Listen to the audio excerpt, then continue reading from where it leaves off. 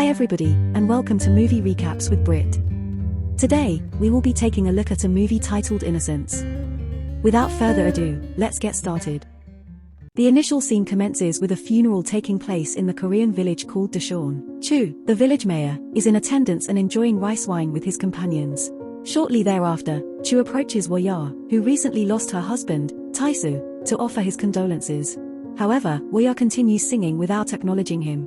At that moment, Woya's sister-in-law arrives and loudly instructs her to summon her daughter for the funeral. In response, Woya seizes her hair and scolds her to mind her own affairs. Suddenly, the men who consumed the rice wine start collapsing due to poisoning. In the subsequent scene, we witness Jung In, a lawyer, successfully winning a legal case. Later, her superior presents her with money and expresses a desire to involve her in an appeal before the Supreme Court. However, Jung In declines the offer and advises her boss to prioritize the case's significance rather than money. She asserts that they cannot simply represent criminals because that would taint their own integrity. While conversing, Jung In catches news of the poisoned rice wine incident, resulting in several men falling ill and one fatality. The news also mentions the apprehension of the suspected culprit, Woya. Astonished, she promptly sets off to Daecheon, as Woya happens to be her own mother. On her journey, memories of her time in the village and the humiliation she endured resurface. In a flashback, we observe Yeonan's father consistently mistreating her and subjecting her to numerous assaults. Furthermore, she was prohibited from pursuing higher education or achieving anything while her father was alive. She implored her mother, Woya, to allow her to attend university, but Woya always cited financial constraints as the reason she can't support her.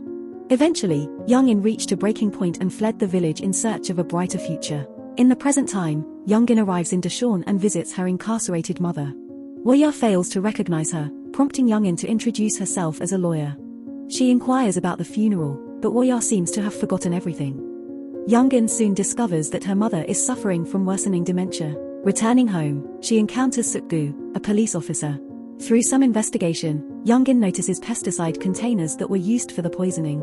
Meanwhile, her brother, Young-soo, who is autistic, roams around the crime scene. Witnessing this, Suk-gu becomes angry and attempts to strike the boy, but Jung In intervenes. The following day, during the court proceedings, it is unveiled that the pesticides found at Woya's residence match the ones present on her clothing. A witness also claims to have seen Woya and her son pouring rice wine into the pot while the pesticides were nearby. Upon hearing this, Woya vehemently protests, asserting her son's innocence. Subsequently, after the trial, Woya is escorted to prison while enraged onlookers hurl objects at her. At another location, Jung In expresses her dissatisfaction with her mother's attorney, accusing him of inadequate performance in court. According to Jung In, the attorney had the opportunity to challenge the plaintiff's assertions, but he failed to do so. Regrettably, this remark offends the lawyer, leading him to quit the case. Faced with no alternatives, Jung In decides to personally handle the case and convinces her boss to permit it. However, during her investigation, all the families of the poisoned victims point fingers at Woya. She then visits her uncle, who advises her not to harbor hatred towards her mother, as she is a pitiable individual. Jung In believes that the case involves numerous suspicious elements and that her mother only confessed to protect Young-soo. Later, her detective friend provides her with CCTV footage demonstrating Suk-gu's improper handling of the investigation involving Woya. In court, Jung In presents the footage, asserting that her mother was deceived into confessing. She also exhibits a photograph she took at the crime scene, alleging that the evidence had been tampered with. Additionally, she reveals a photograph showing Suk-gu and the prosecutor alongside a witness, disclosing that both of them are sons of the victims, suggesting that the witness is lying. Subsequently, she requests the release of Woya, emphasizing the necessity for her to receive dementia treatment. Following that, the former attorney, the witness, and Suk-gu are briefing Mayor Chu about the case. Surprisingly, the mayor reprimands them and commands them to rearrest Woya. Elsewhere, Jung In drives her mother to the hospital and consults with the doctor. During their conversation, the doctor receives a message from the director, leading him to depart. Shortly after, Jung In returns to the hospital room where her mother was admitted, only to discover her absence. After a while, the police locate Woya near a lake, and the court issues an order for her return to prison. Just then, Jung In is approached by Wong Young, a police officer and her childhood friend. He presents her with old footage of Woya at the police station, where she asserts that her husband was murdered, and implicates some of his acquaintances in the crime. However, due to her mental condition, she was dismissed from the police station. Wong Young also informs her about the casino that Mayor Chu is constructing outside the village. In another location, Mayor Chu is frustrated by the delay in casino construction, which hinders his financial gains. It is also revealed that Mayor Chu instructed the doctor to halt Woya's treatment. Meanwhile, Jung In grows suspicious of the former lawyer's motives and pays him a visit to uncover why he took her mother's case. She also inquires about the casino, but the lawyer remains silent. As soon as she departs, the lawyer contacts the mayor to inform him about Jung In. Shortly after, Jung In returns to retrieve her phone, which she had left recording. Later on, when Jung In revisits the crime scene, she discovers footprints and decides to follow them. Unexpectedly, an intruder attacks her, but she manages to catch a glimpse of his face before he flees. The intruder drops a lighter, which she then takes to the police. However, the police officer declares that the lighter cannot be accepted as evidence. After that, the witness's father, who is also a victim of the poisoning, passes away. Jung In attends the funeral to pay her respects. The new prosecutor deceives Young-soo and cunningly takes some photos from his phone. Later, as the siblings return, a gang confronts and assaults them. The gang eventually departs but warns Jung In to stay away from the case. The next day in court, the prosecutor presents photos as evidence, suggesting that Hwa continued to give alcohol to her ailing husband. He also insists on having Young-soo testify, despite his autism. Though Jung In wants to protect her brother, she is unable to change the judge's mind. Consequently, she starts training Young-soo at home, teaching him to say "I'm not sure" when she shakes her head and "that's right" when she nods. During their practice, Young-soo reveals that their father always blamed Jung In for his own intellectual shortcomings. It turns out that Jung In accidentally dropped Young-soo as a child, leading their father to hold Jung In responsible. However, Hwa, who knew the truth, always defended her daughter and tried to make her husband understand that Young-soo was born autistic. The following day in court, the prosecutor manipulates Young-soo into confessing that he poured the wine. Upon hearing this, Hwa becomes furious and admits to being the true culprit, asserting her son's innocence. Tension escalates in the room as Hwa collapses and is swiftly taken to the hospital, while Young-soo is arrested. Driven by desperation to protect her family, Jung In delves deeper into the case. Soon, she uncovers interconnectedness among everyone involved. She ponders why the mayor holds such animosity towards her mother.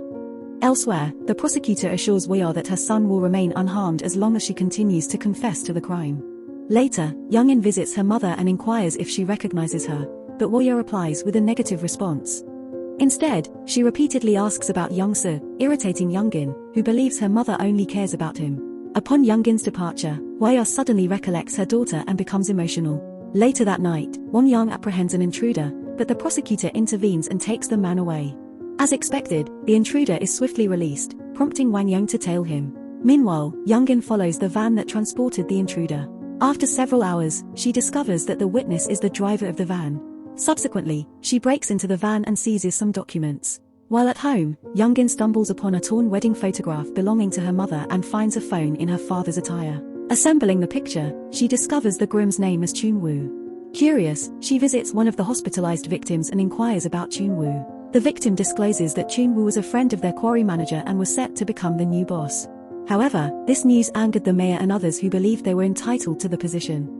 Consequently, Chun-woo was drowned under the mayor's orders. The loss of her husband left Hwa devastated, and in her vulnerable state, she married one of the perpetrators named Tae-soo. After several months, Tae-soo ascended to become the new boss of the quarry. On her way to Won Young, Jung In contacts him to share details of the mayor's crimes and Chun-woo. Tragically, she becomes involved in an accident orchestrated by the mayor himself. Afterward, Jung In awakens in the hospital, and Wang Young presents her with the obtained blueprint of the construction site. Subsequently, she confronts the mayor regarding the casino, but he feigns ignorance. She inquires about his connection to her father and requests his testimony as a witness, to which he agrees, suggesting it be done at a later time. In the courtroom the following day, Young summons her uncle to testify. He discloses that Tae-soo wielded significant influence during his tenure as quarry manager, but he was deceived and lost all his wealth. Furthermore, his endeavor to engage in politics proved fruitless due to the defamatory tactics employed by Mayor Chu. As a consequence, the entire village ostracized him. Feeling hopeless and destitute, he would often express threats to harm the culprits using pesticides. Continuing her strategy, Jung In calls Mayor Chu to take the stand. She asserts that the mayor obtained his nomination by coercing the former councilman through a forfeiture agreement. As anticipated, the mayor refutes these allegations. She also mentions the casino, yet the mayor persistently denies any knowledge of its existence. To further support her case, she presents the intruder as her witness, who reveals that Mr. Bang, the construction company's leader, hired him to retrieve certain documents in exchange for a piece of land. Afterward, Jung In fixes her father Tae-soo's phone and stumbles upon a video where he discloses that Hwa is harming him because of the death of Chun-woo. Subsequently, Jung In visits her mother, who finally discloses the truth. Woya explains that she overheard the mayor conversing with her new spouse about the murder of Chun-woo. Consequently, she continues to contaminate Taesa's meals until his demise. Moreover, she poisoned the rice wine intended for the culprits who came to the funeral. Additionally, Woya reveals her deep love for her first husband, Chun-woo, and how she attempted suicide after his passing, but Taesu, who will become her second husband, intervened. Taesa also pledged to raise her child as his own. With this, she discloses that Chun-woo is actually Jung In's biological father. Ultimately, Woya marries Taesa to safeguard Jung In. However, she is devastated when Jung In departs and holds herself responsible for everything. Amidst these events, Woya recognizes Jung In and embraces her tightly. Jung In, too, becomes overwhelmed with emotions and apologizes to her mother for leaving. In the subsequent courtroom scene, Jung-in presents a map that identifies the mayor's wife's relatives as landowners. The mayor deceived her father and the villagers into believing that the land contained a valuable resource, and he is now utilizing the casino permit to finance his campaign. Jung In also reveals that Taesa was the killer of her biological father, Chun-woo. After conveying all of this, she attributes blame to Taesa for everything. In an effort to protect her mother, she asserts that he orchestrated his own demise and poisoned the rest of the villagers. After the trial, the mayor's popularity declines, and the villagers begin to view him as the one responsible. The next day, Jung In once again presents her brother as evidence, showing that Taesa held animosity towards the mayor and had intentions of killing him. Additionally, she discloses that her mother is incapable of recognizing her own daughter, proving her innocence as she cannot be the culprit. Upon hearing these arguments, the judge ultimately pronounces Woya as not guilty. Outside the courtroom, the prosecutors inquire whether Jung In truly believes her mother to be innocent. She responds by stating that her mother has already faced punishment. Jung In, accompanied by her mother and brother, then heads back home together. In the concluding scene, Jung In reminisces about her childhood moments with her mother. She proceeds to throw the cell phone into the lake, submerging the information within it forever. Thank you for watching our movie recap. While it may seem simple, it actually took a lot of hard work and dedication to produce. If you enjoyed the video, we kindly ask you to show your support by liking and subscribing to our channel. By doing so, you'll stay updated on our latest content and help us continue creating more in-depth analyses and critiques of the movies you love. Thank you again for your support.